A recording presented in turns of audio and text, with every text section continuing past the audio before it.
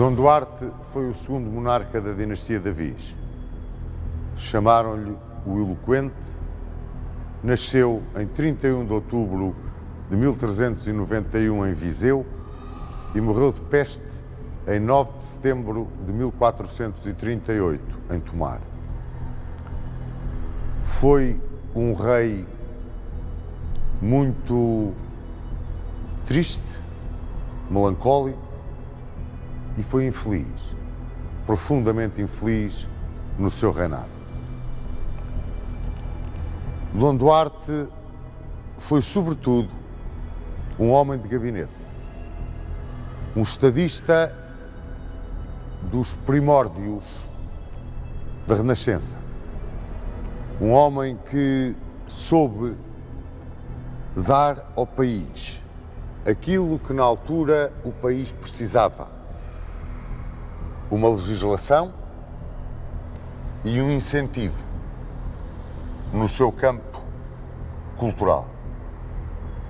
No entanto, talvez por uma certa incapacidade de decisão no momento certo, deixou-se ultrapassar pela vontade alheia e viu o seu reinado ensombrado por uma grande catástrofe militar.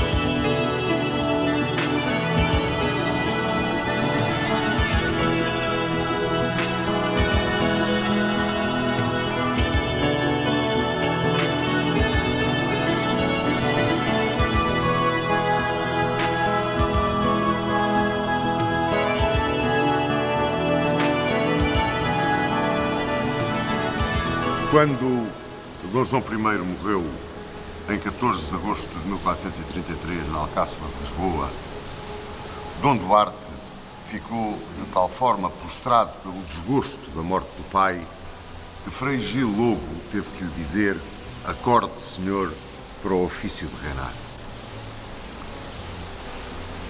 Dom Duarte tinha 42 anos quando subiu ao trono.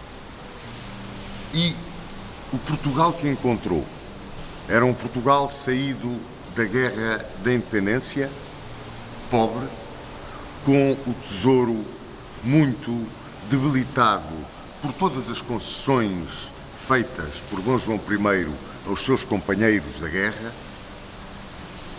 que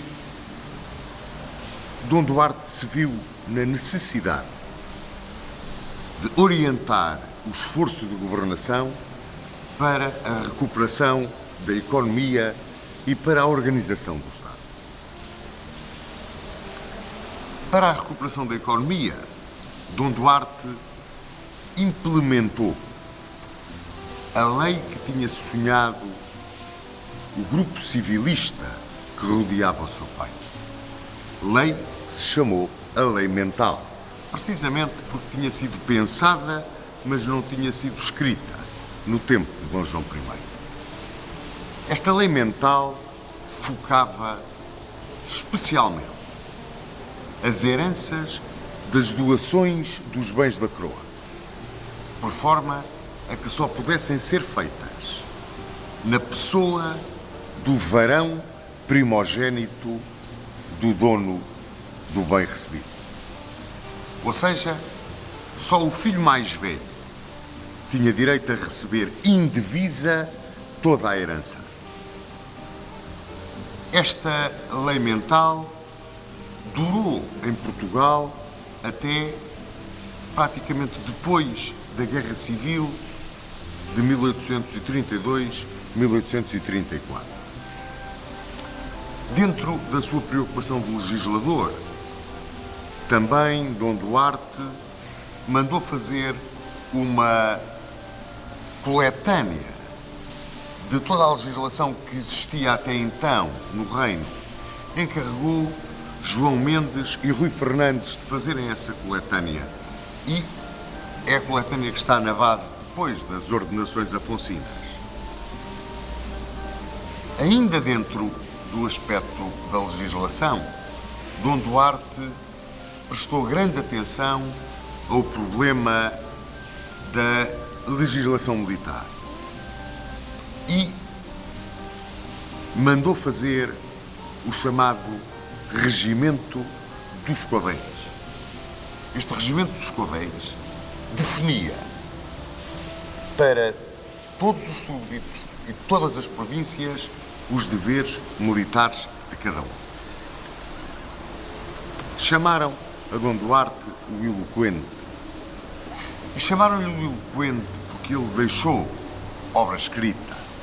Foi um homem muito vocacionado para a cultura.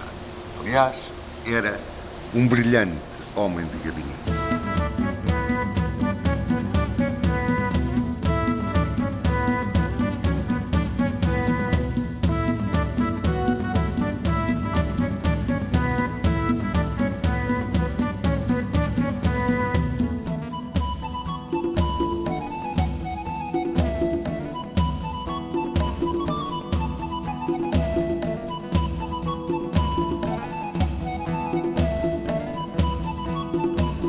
Dom Duarte deu ao mundo 3 obras. Uma foi constituída por um conjunto de apontamentos, quase um diário. É uma metodologia de trabalho da sua experiência pessoal, o Leal Conselheiro. Outro foi o Padre Nosso Glossado. E um terceiro, o livro da ensinança de bem cavalgar toda a sela, é a primeira obra de equitação que se escreve no mundo.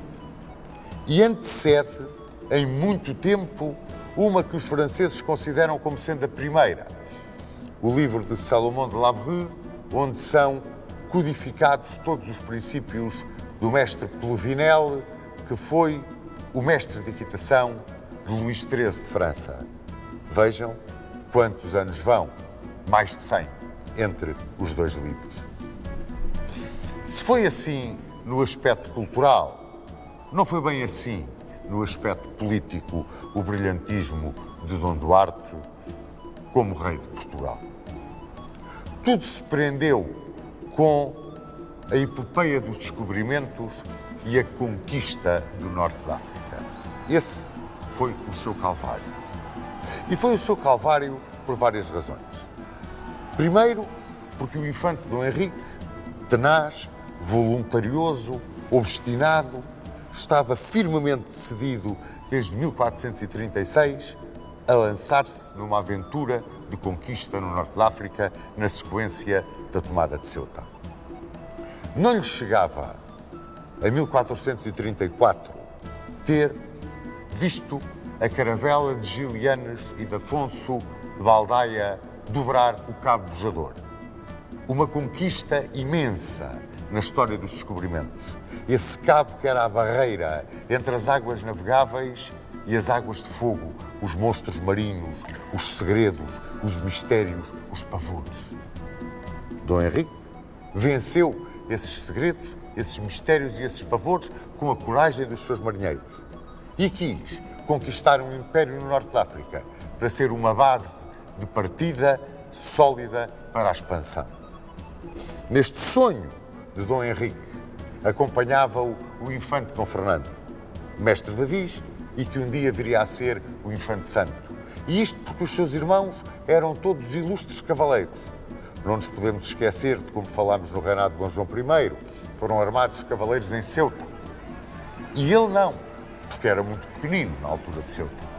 E então queria ganhar as suas esporas no campo de batalha.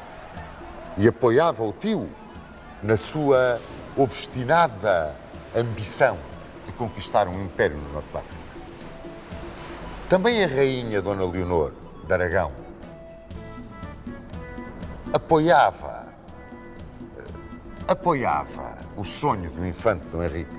E apoiava o sonho do infante Dom Henrique porque, desde o início do reinado de Dom Duarte, começou a reinar tarde, ele começou a reinar, tinha 42 anos, que o infante Dom Henrique mostrou uma certa predileção pelo infante Dom Fernando, filho segundo de Dom Duarte, e sempre dizia que um dia, tudo quanto ele tinha infante Dom Henrique, havia de ser daquele infante Dom Fernando. E, portanto, a rainha achava que convinha em tudo apoiar o infante Dom Henrique, mas não só por isto. Leonor de Aragão, filha do rei de Aragão, era a representante em Portugal da família e da casa que combatiam a casa de Urgel, pela posse do condado de Urgel. Acontece que a filha de Jaime II de Urgel, Isabel de Urgel, era a mulher do Duque de Coimbra, o infante Dom Pedro, o filho segundogénito de Dom João I.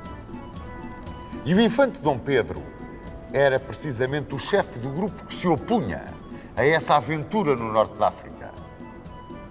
Dom Pedro era um homem de uma cultura vastíssima, viajadíssimo. Foi ele que trouxe da sua viagem pelo mundo de então e ofereceu ao infante Dom Henrique o livro de Marco Polo. Chamavam-lhe o infante das 7 partidas. Era um brilhantíssimo cavaleiro, um extraordinário patriota, um homem de uma inteligência superior.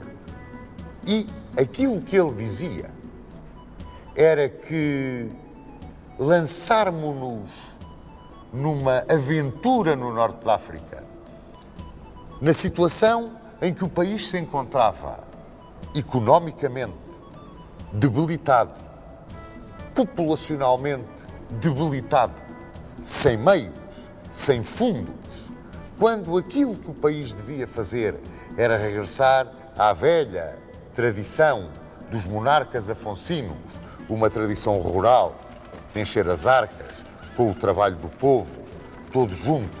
E, aliás, retratava aí a vontade das grandes massas populares e da grande nobreza terratenente, onde, caso raro, estavam todos juntos, apoiando essa ideia de não ir afundar o país numa aventura africana. Dizia ele, é trocar boa capa por ruim capelo. Mas porque Dom Pedro era apoiado por Isabel de Urgel, a sua mulher, e Dona Leonor de Aragão era a filha do rival mortal do pai de Isabel de Urgel, logo essa antipatia à partida levava a apoiar a causa contrária. Muito embora soubesse que intimamente Dom Duarte concordava muito mais com Dom Pedro do que com Dom Henrique, porque Dom Duarte era um homem de muitíssimo bom senso. Mas, precisamente, a ideia de Dom Henrique de herdar os filhos de Dom Duarte, porque Dom Henrique era solteiro e não tinha filhos, herdá-los, dar-lhes a sua imensa fortuna, levou a que Dom Duarte, muito empurrado por Dona Leonor de Aragão, acabasse por aceder aos pedidos de Dom Henrique. O sonho de Dom Henrique era conquistar Tanger. Esse era o objetivo de Dom Henrique, imediato, no norte da África. E para conquistar Tânger, precisava de 14 mil homens. Bom, o infante Dom Pedro disse 14 mil homens para meter em Tânger e pediu ao irmão, a Dom Duarte, que, por amor de Deus, tivesse cuidado no que ia fazer. Sucedeu então que chegou a Portugal a bula de cruzada mandada por Eugênio IV. 1436, ano em que Eugênio IV reconhece os direitos todos de Castela sobre as Canárias e manda a Portugal uma bula de cruzada para tornar a nossa intervenção no norte da África como uma intervenção em nome de Cristo. Isto ia, naquela mentalidade muito religiosa da época, ter um peso enorme na decisão de Dom Duarte. O que era esta bula mandada por Eugênio IV? Era um agradecimento à intervenção que Portugal tinha tido no apoio dado a Roma durante o Concílio de Florença. A cristandade acabava de sair de uma crise tremenda. Ele chegou a haver 3 papas. No Concílio de Constança, reduziu-se este número a um só, Martinho V. A Martinho V sucedeu Eugênio IV e novamente um cisma sacudiu a Igreja. Falhou um concílio em Basileia, com a intervenção do Deão Nicolau de Cusa. E em Florença, a delegação portuguesa, pela voz do Dr. Diego Afonso Mangancha, num discurso fantástico que ficou na história da oratória eclesiástica, destruiu todos os argumentos de Nicolau de Cusa e deu a vitória ao Papa de Roma, a Eugênio IV. E em agradecimento, Eugênio IV mandou para Portugal uma bula de cruzada, tornando em cruzada o início da epopeia. Dom Duarte rendeu-se. Dom Pedro calou-se. Dom Henrique triunfou. Dos 14 mil homens pedidos, apenas foram dados 6 mil. E para o seu comando foram apontados Dom Henrique, Duque de Viseu, o Conde de Arraiolos, e para cumprir um sonho e ganhar as esporas de cavaleiro, Dom Fernando, o mestre Davis.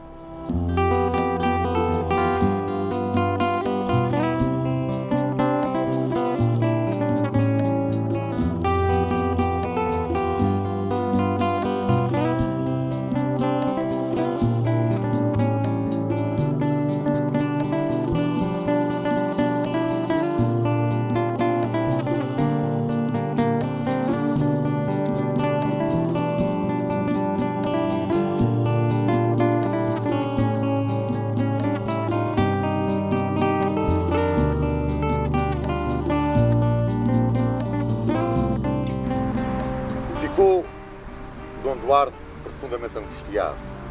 Ele sabia que um contingente tão pequeno iria ter grandes dificuldades de levar por diante esta empresa de Tânger. Vieram até Ceuta e aqui desembarcou o infante Dom Henrique com o exército e seguiu o infante Dom Fernando com a esquadra para Tânger. O infante Dom Henrique foi por terra e, em lugar de avançar imediatamente sobre Tânger, que nós sabíamos que estava mal defendida, ele foi terra dentro apanhar Tetuão, que estava quase desocupado. Assim, quando chegou a Tânger, já Salah Ben Salah, que era agora governador de Tânger, tinha podido reunir 7 mil homens dentro dos muros da sua cidade, de onde havia muitos besteiros de granada. Mas mais, tinha levantado os emirs e os sheiks do deserto e aqui da região para acorrerem em seu auxílio contra os portugueses que queriam conquistar a praça de Tânger. O primeiro assalto lançado contra Tanger foi repelido.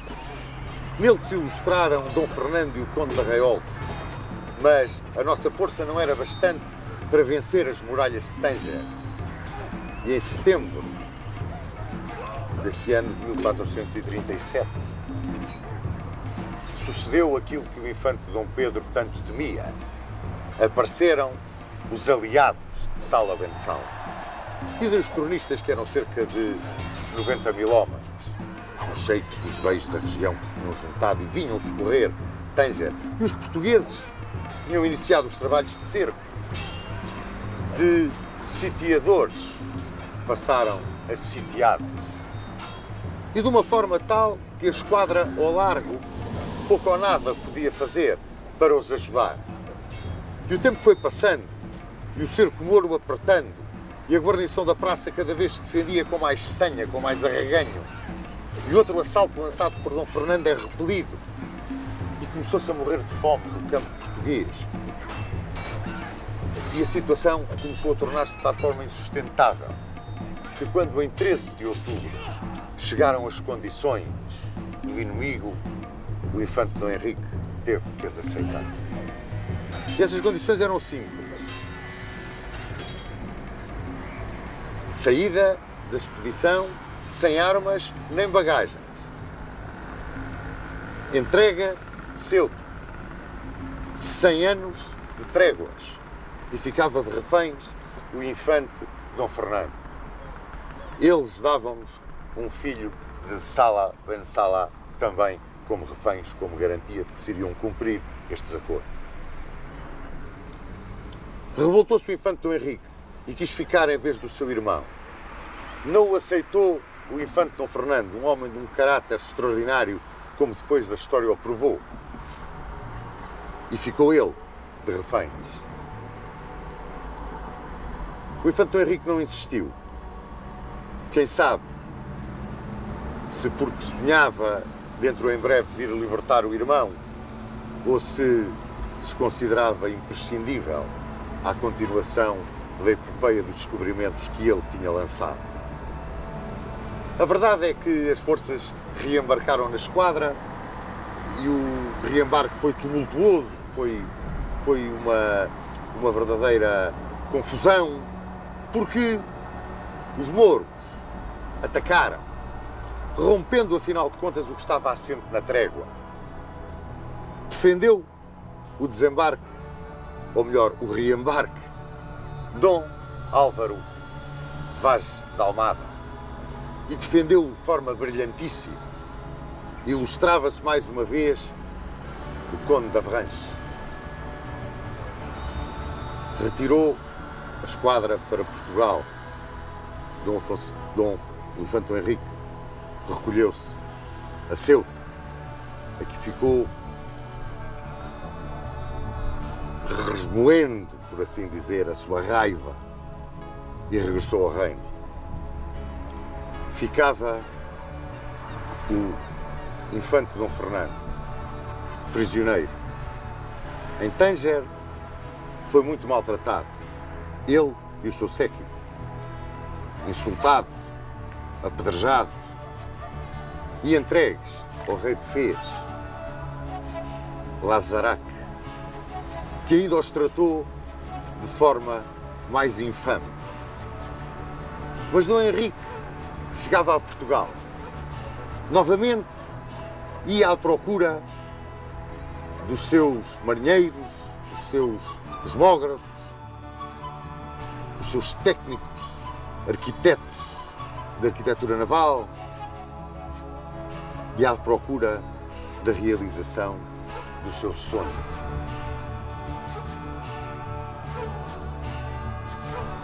Tudo tinha sido tal como Dom Pedro o tinha afirmado, trocar boa capa por ruim capelo, ou como tinha dito o infante Dom João, nem siso, nem cavalaria. Mas o infante Dom Fernando, esse, tinha ficado entre os mouros. E para o filho mais novo de Dom João I, o que faltava na ínclita geração para ser perfeito O altar dos cristãos estava aberto para esse jovem sonhador que tinha ambicionado conquistar as esporas de cavaleiro contra os muros de Tanger e ia, afinal de contas, acabar por conquistar a santidade.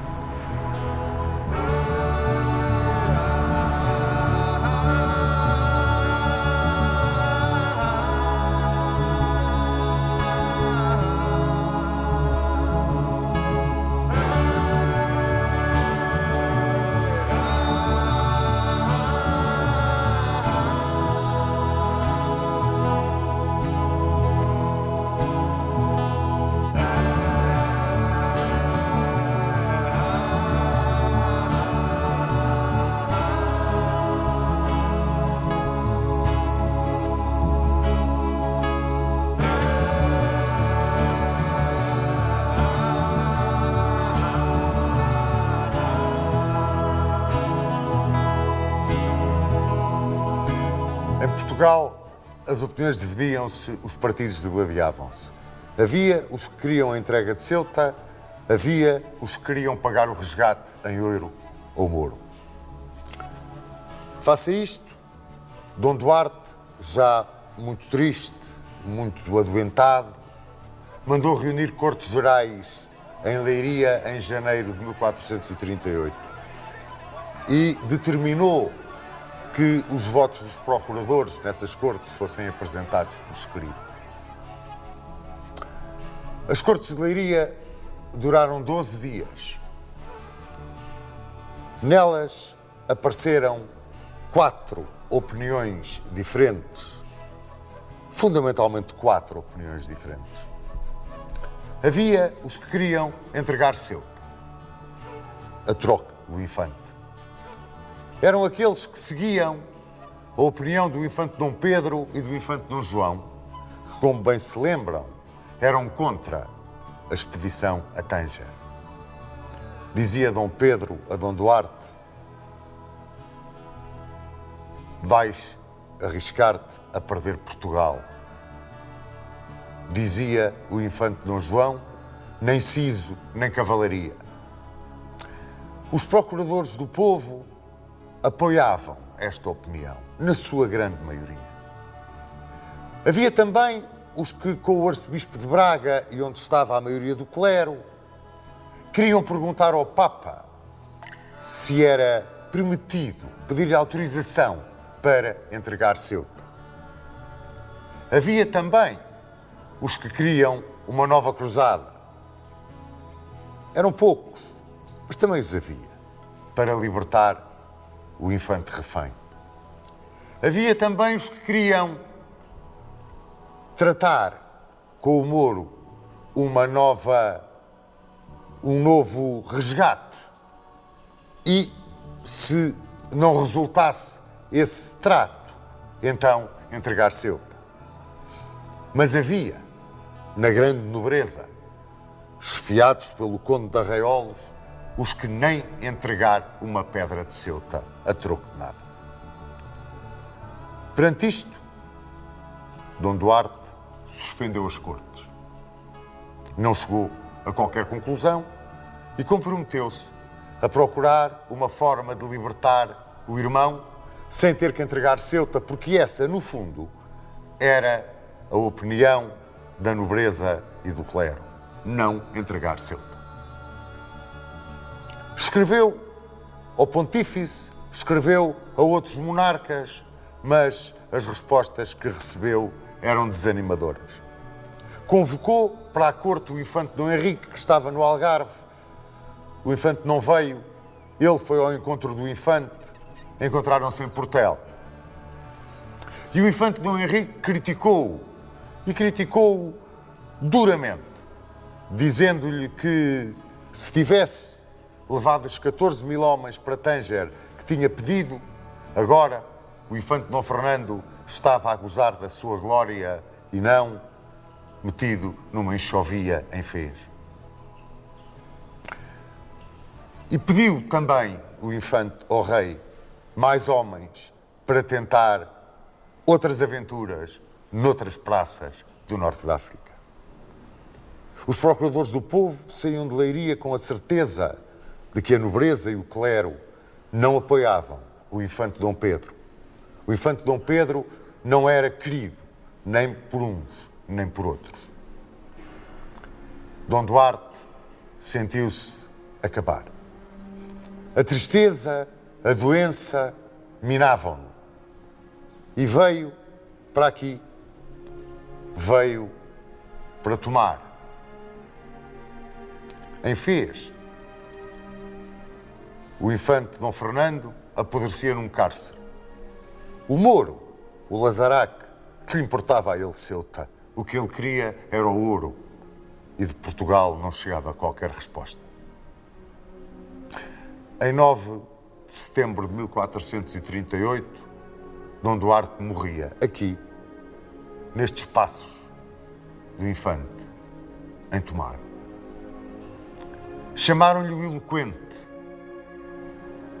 Foi um homem que escreveu muito bem. Não tinha o dom da palavra. Era um homem melancólico. Era um homem que, escravo do seu dever de rei, teve a grandeza de ouvir as cortes e cumprir aquilo que achava que era o parecer de quem mais peso lá tinha. Deixou morrer o irmão, mas não foi ele o único culpado.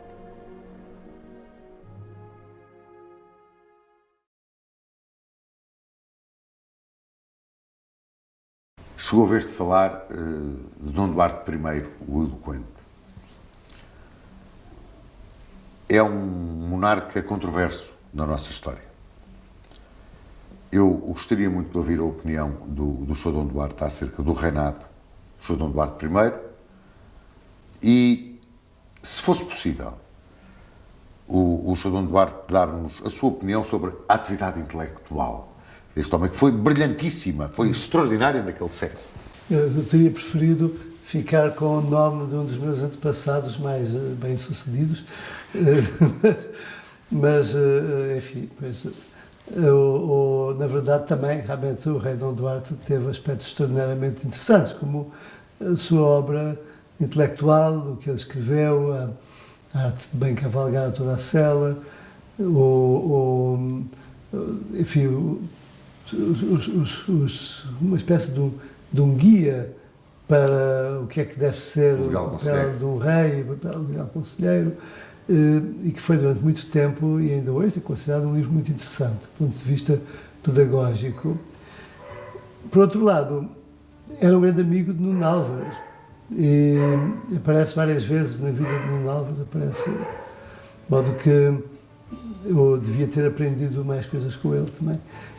Não há dúvida que sofreu muito com a morte do pai e, sobretudo, a desgraça da morte do irmão, que foi preso em Marrocos, quando foi da conquista de Tânger, e que os marroquinos exigiram trocar pela cidade de Ceuta. De facto, as cortes em Leiria concordaram com essa exigência, mas o rei achou que não tinha direito a sacrificar uma cidade que tinha custado tantas vidas a tantos portugueses e pensou provavelmente que haveria outra maneira de negociar a libertação do irmão. O irmão, Dom Fernando, passou a ser muito maltratado pelos marroquinos na prisão e acabou por morrer lá. E isto são dramas que marcam muito a vida de uma pessoa, não é? Sentir-se responsável pela morte do irmão. O Sr. Duarte não acha que o rei Dom Duarte foi muito influenciado pelo infante Dom Henrique? Sim, certamente, certamente. E o infante Dom Henrique, de facto, devia ter esta visão de que o Império era para se construir e para ir para a frente, era a missão de Portugal, e não podíamos desistir de entregar cidades ao inimigo.